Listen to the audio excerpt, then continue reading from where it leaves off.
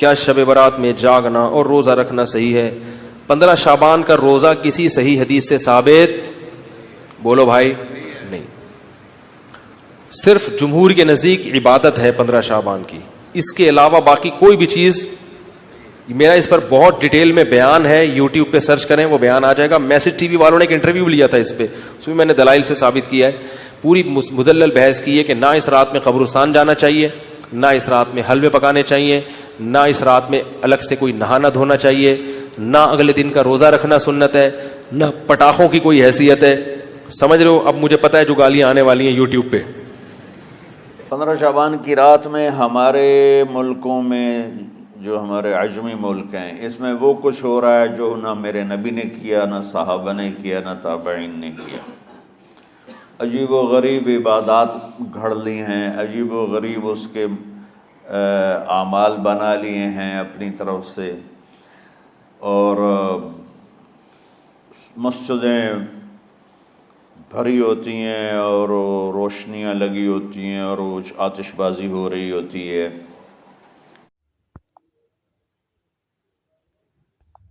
اصل میں لفظ امر حکیم استعمال ہوا ہے جس کے دو معنی ہے. ایک یہ کہ وہ حکم سراسر حکمت پر مبنی ہوتا ہے، کسی غلطی یا خامی کا اس میں کوئی امکان نہیں. دوسرے یہ کہ وہ ایک پختہ اور محکم فیصلہ ہوتا ہے، اسے بدل دینا کسی کے بس میں نہیں. اسی آیت کے ضمن میں آگے چل کر یہ بھی ذکر کیا گیا ہے کہ سورہ قدر میں یہی مضمون اس طرح بیان کیا گیا ہے کہ تنزل الملائکۃ والروح فیہا بإذن ربہم من کل امر، یعنی اس رات ملائکہ اور جبرائیل اپنے رب کے اذن سے ہر طرح کا حکم لے کر اترتے ہیں.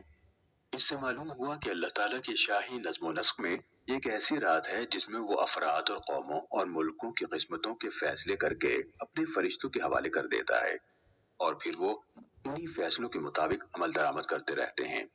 بعض مفسرین کو، جن میں حضرت اکرمہ سب سے زیادہ نمایاں ہیں، یہ شبہ لاحق ہوا ہے کہ یہ نصف شعبان کی رات ہے، کیونکہ بعض احادیث میں اسی رات کے متعلق یہ بات منقول ہوئی ہے کہ اس میں قسمتوں کے فیصلے کیے جاتے ہیں. لیکن ابن عباس، ابن عمر، مجاہد، قتادہ، حسن بصری، سعید بن جبیر، ابن زید، ابو مالک، ضحاک اور دوسرے بہت سے مفسرین اس بات پر متفق ہیں کہ یہ رمضان کی وہی رات ہے جسے لیلۃ القدر کہا گیا ہے، اس لیے کہ قرآن مجید خود اس کی تصریح کر رہا ہے. اور جہاں قرآن کی صراحت موجود ہو وہاں اخبار احاد کی بنا پر کوئی دوسری رائے نہیں قائم کی جا سکتی. ابن کثیر کہتے ہیں کہ عثمان بن محمد کی جو روایت امام زہری نے شعبان سے شعبان تک قسمتوں کے فیصلے ہونے کے متعلق نقل کی ہے وہ ایک مرسل روایت ہے، اور ایسی روایات نصوص کے مقابلے میں نہیں لائی جا سکتی. قاضی ابو بکر ابن العربی کہتے ہیں کہ نصف شعبان کی رات کے متعلق کوئی حدیث قابل اعتماد نہیں ہے، نہ اس کی فضیلت کے بارے میں اور نہ اس امر میں کہ اس رات قسمتوں کے فیصلے ہوتے ہیں، لہٰذا ان کی طرف التفات نہیں کرنا چاہیے. تو اس رات کا کیا یہ رات قرآن سے ثابت ہے؟ سب سے پہلے اس کو ہم دیکھنے کی کوشش کرتے ہیں. اس کے تعلق سے جو آیتیں لا کر اس رات کی ثابت کرنے فٹ کی جاتی ہے وہ آیتوں میں سب سے مشہور اور معروف آیتیں سورہ دخان، سورہ نمبر 44 کی آیت نمبر 1، 2، 3 اور 4 یہ تلاوت کر کے سنائی جاتی ہے. اور اخبارات، میگزین اور شماروں میں یہ آیت بالکل ہائی لائٹ آتی ہے، تو ہر آدمی کے دل میں فضیلت بڑھ جاتی ہے اس رات کی کہ بس جو رات کے تعلق سے آیت ہے قرآن کی تو پھر کیا ٹھیک. تو یہ آیت پیش کی جاتی حامیم، ٹھیک ہے، حامیم، بہرحال یہ حامیم حروف مقطعات حامیم والکتاب المبین، اور خص محض کھلی ہوئی کتاب کی، خص محض واضح کتاب کی، ایسی کتاب کی جس کی ہر چیز کلیئر ہو، ایسی کتاب جس کا ٹیکسٹ کلیئر ہو، جس کو ہم سمجھ سکتے ہوں. آگے فرما انا انزلناہ فی لیلۃ مبارکۃ انا کنا منذرین، اور ہم نے اس قرآن کو ایک مبارک رات میں نازل کیا اور ہم ہی تمہیں جو ہے ڈرانے والے ہیں. ٹھیک ہے، اس قرآن کو مبارک رات میں نازل کیا، اس ہم ہی تمہیں ڈرانے والے. فیہا یفرق کل امر حکیم، اور اس رات ہم جو ہے سارے مضبوط فیصلے، حکمت والے مضبوط فیصلے اس رات ہم کرتے ہیں. امر من عندنا، اور یہ تمام حکم ہمارے طرف سے ہوتا ہے، یہ احکامات ہمارے طرف سے ہوتے ہیں، انا کنا مرسلین، اور اے نبی ہم نے آپ کو رسول بنا کر بھیجا، ہم ہی نے آپ کو اپوائنٹ کیا رسول بنا، اس لیے کہ کوئی آدمی خود اپنے آپ کو رسول نہیں بنا سکتا، ہم نے آپ کو رسول بنا کر بھیجا ہے۔ یہ 4 آیتیں لا کر پیش کی جاتی ہے اور بتایا جاتا ہے دیکھو انا انزلناہ فی لیلۃ مبارکۃ انا کنا منذرین، اور ہم نے اس قرآن کو ایک مبارک رات میں نازل کیا اور ہم ہی جو ہے ڈرانے والے ہیں۔ اب جب یہ بات سمجھ میں آتی ہے، اور پھر اس رات کو ایک نیا نام دیا گیا، ایک نام تو پرانا ہے، مشہور ہے، وہ ہے لیلۃ البرات یا لیلۃ جو ہے شب برات، لیکن اب جو ہے قرآن سے چونکہ ثابت کیا جا رہا ہے تو اس کا نام تبدیل کر کے رکھا گیا لیلۃ مبارکہ، مبارک رات، ہے نا۔ اور یہ آیت پیش کرنے کے بعد تو ہر مسلمان سر اپنا خم کر لیتا ہے، جھکا لیتا ہے کہ بس قرآن کی آیت ہے تو پھر تو بھائی معاملہ درست ہی ہوگا۔ اب آئیے تھوڑی اس کی حقیقت بھی دیکھ لیتے ہیں۔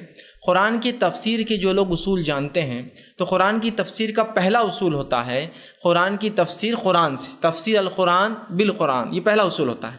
قرآن کی تفسیر کے کم بیش 6 سے 7 اصول ہوتے ہیں، جن میں پہلا اصول ہے قرآن کی تفسیر قرآن سے، اور یہ اصول سب کے نزدیک ایسے ہی ہے، اس میں کوئی اختلاف نہیں اس اصول میں۔ پہلے دوسرا اصول ہے قرآن کی تفسیر احادیث سے، ٹھیک۔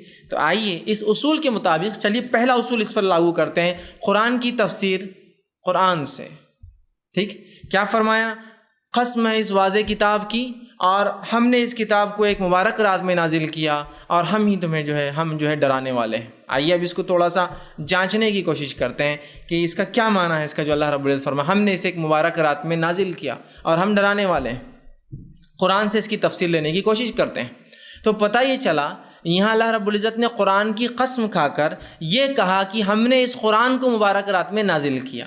اب اگر میں ایک ادنا طالب علم، اسٹوڈنٹ آف اسلامک اسٹڈیز جس کو بولیں گے، ادنا طالب علم جس کو قرآن کا کچھ بھی تھوڑا بہت بھی مطالعہ ہے، اس کو معلومات ہے، نالج ہے، اس سے سوال کروں قرآن کب نازل ہوا،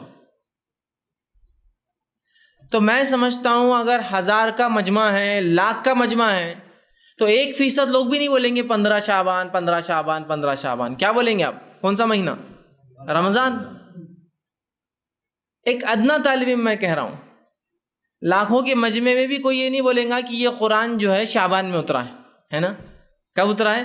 رمضان۔ اس کی گواہی کہ تو اللہ کی کتاب نے دی، خود اللہ رب العزت فرماتا ہے سورہ بقرہ سورہ نمبر 2 آیت نمبر 185، شہر رمضان الذی انزل فیہ القرآن ھدی للناس وبینات من الہدی والفرقان، رمضان وہ مہینہ تھا جس میں قرآن کا نزول ہوا انسانیت کی ہدایت کے لیے، اور ایک فرقان بنا کر، فرق کرنے والی کتاب بنا کر ہم نے بھیجا ہے، کرائٹیریا بنا کر، ایک اصول، ایک کسوٹی بنا کر اس کتاب کو بھیجا ہے، فرقان۔ سمجھ رہے ہیں بات کو؟ تو یہاں اللہ نے فرما دیا کہ رمضان وہ مہینہ تھا جس میں قرآن کا نزول ہوا، تو قرآن کب نازل ہوا؟ رمضان میں۔ آئیے اب رمضان میں وہ کون سی رات تھی جب اترا؟ قرآن سے ہی جواب طلب کرتے، چونکہ پہلا اصول تفسیر کا قرآن سے ہے، قرآن کی تفسیر قرآن سے جواب طلب کرتے ہیں کہ بھائی کب اترے آپ سب سے پہلے، تو قرآن میں خود اس کا رب اتارنے والا قرآن کا وہ جواب دیتا ہے، سورہ نمبر 97 سورۃ القدر، انا انزلناہ فی لیلۃ القدر، اور ہم نے اتارا اس قرآن کو لیلۃ القدر میں، وما ادراک ما لیلۃ القدر، اور اے مسلمانوں کیا چیز ہے جو تمہیں سمجھائیں گی لیلۃ القدر کیا ہے؟ لیلۃ القدر خیر من الف شہر، بس اتنا سمجھ لو تمہاری موٹی عقل کے اعتبار سے کہ یہ 1000 مہینوں سے افضل ہے، کتنا افضل وہ اللہ ہی جانتا ہے، تمہارا رب ہی جانتا ہے، لیکن اتنا تمہیں سمجھ میں آتا ہے 1000 مہینے سے افضل ہے۔ کون سی رات؟ لیلۃ القدر، ہے نا؟ تو یہاں کہا شہر رمضان الذی انزل فیہ القرآن، قرآن کب اترا؟ رمضان کے مہینے میں۔ وہ رات، جس رات اترا، وہ رات کیسی تھی؟ بڑی قدر اور منزلت والی رات تھی، تو کہا انا انزلناہ فی لیلۃ القدر، ہم نے اسے ایک بہت ہی قدر اور منزلت والی رات میں نازل کیا۔ اور تمہیں کیا بتائے، کیا چیز تمہیں سمجھائیں گے لیلۃ القدر کیا ہے؟ بس اتنا سمجھ لو کہ 1000 مہینوں سے لیلۃ القدر افضل ہے۔ تو یہ ہوا۔ تیسری آیت سورہ دخان کی کیا کری؟ انا انزلناہ فی لیلۃ مبارکہ، ہم نے اسے مبارک رات میں نازل کیا۔ اب تینوں آیتوں کو جوڑ لیتے ہیں ایک ساتھ تفسیر سمجھنے کے لیے ترتیب میں۔ پہلا، قرآن کب نازل ہوا؟ کون سے مہینے میں؟ رمضان۔ جس رات نازل ہوا اس رات کا نام کیا ہے؟ قدر، اور چونکہ اس میں قرآن اترا تو یہ رات کیسی ہے؟ مبارک۔ انا انزلناہ فی لیلۃ مبارکہ، یہ سورہ لیلۃ القدر کے تعلق سے ہی تفسیر یاد رکھی. اور آگے کیا فرمایا؟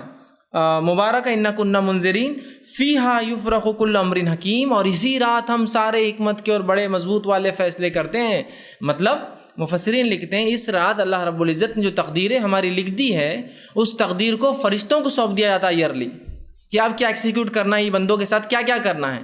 تو یہ سالانہ سمجھو ان کا جو ہے ورک ہے کہ یہ سال کتنے لوگ جئیں گے، کتنا کھاؤں گا، کیا کروں گا، اولادیں پیدا ہوں گی نہیں ہوں گی، کیا تکلیفیں، کیا، یہ تمام کام فرشتوں کو جو تقدیر میں لکھے ہیں وہ سونپ دیے جاتے ہیں کہ ایکسیکیوٹ کرنا ہے پورے سال تم کو، اگلے سال تک کے لیے.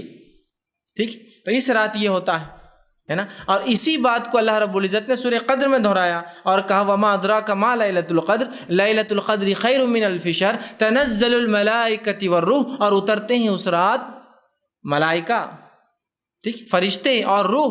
جبرائیل امین کا ایک نام ہے روح الامین.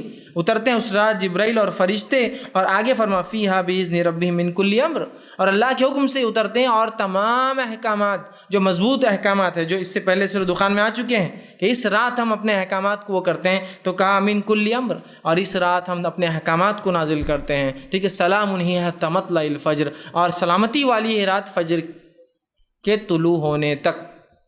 تو یہ جو آیتیں جو لیلۃ المبارکہ ثابت کرنے کی کوشش کی جا رہی ہے، یہ در حقیقت لیلۃ المبارکہ کون سی رات ہے سمجھ گئے آپ لوگ؟ یہ لیلۃ القدر ہے، یہ مبارک رات ہے. اور آتی کب ہے؟ رمضان میں. آپ کوئی کہے نہیں لیلۃ المبارکہ ایک رات، لیلۃ القدر ایک رات، تو دیکھیے اب سمجھیے تھوڑا سا، اپنی عقلوں کو جھنجھوڑیے. انا انزلناہ فی لیلۃ مبارکہ، ہم کہہ رہے ہیں یہ 15 شعبان ہے. ان انزلناہ فی لیلۃ القدر، ہم کہہ رہے ہیں یہ قدر ہے جو کہ 21 رمضان، 23 رمضان، 25 رمضان، 27 رمضان اور 29 رمضان میں سے ایک. ٹھیک، تو اس کا مطلب یہ ہوا قرآن 2 بار نازل ہوا.